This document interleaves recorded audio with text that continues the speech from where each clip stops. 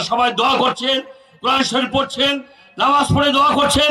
দেশনেত্রী বেগম খালেদা জিয়ার জন্য আমাদের জীবনের প্রত্যেকের হায়াত থেকে কিছু হায়াত কেটে কেটে নিয়ে দেশনেত্রী বেগম খালেদা জিয়ার হায়াতকে আল্লাহ রাব্বুল আলামিন যেন বর্ধিত করে তাকে শেফায়ে আজেলা কামেলা দান করেন, এই জন্য আমরা দোয়া করব। মা সেরে উঠবে, বাংলাদেশ সেরে উঠবে।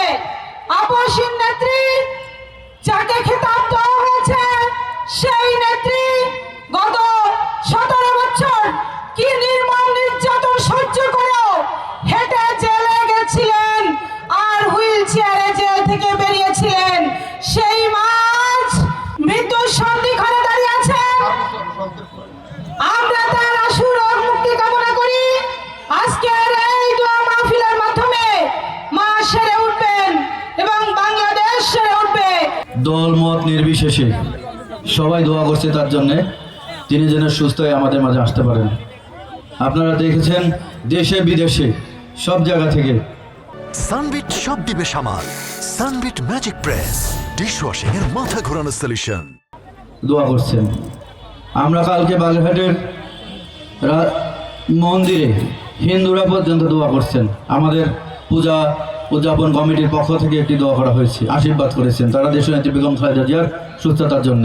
এমন একটি অনন্য স্থানে উনি উঠেছেন যেখানে দল মত ধর্ম বর্ণ নির্বিশেষে ওনার প্রতি সারা বাংলাদেশের মানুষ সমবেদনা জানাচ্ছে।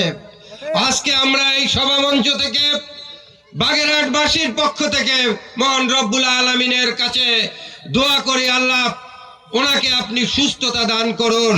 বেগম খালেদা জিয়া আজ অত্যন্ত শারীরিকভাবে অসুস্থ হয়ে বারকিয়ার হাসপাতালে উনি চিকিৎসাধীন আছেন। আমি সকালে জানতে পেরেছি যে ওনার শারীরিক অবস্থা আরও কিছুটা অবনতি হয়েছে। মেডিকেল বোর্ড বিশেষ সভা বসিয়েছে ওনার শারীরিক অবস্থা পর্যালোচনা করবার জন্য।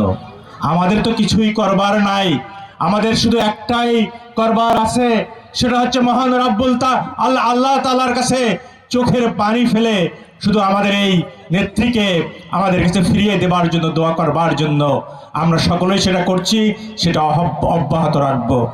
তুমি পারো প্রত্যেক মানুষকে ফিরাইয়া দিতে। আল্লাহ তুমি আমাদের নেত্রীকে ফিরাইয়া দাও। আল্লাহ তুমি আমাকে নেত্রীকে সুস্থ করে তুমি ধৈর্য ধারণ করার সুযোগ করে দাও। আল্লাহ খালেদা জিয়ার হাতকে তুমি শক্তিশালী করার সুযোগ করে দাও।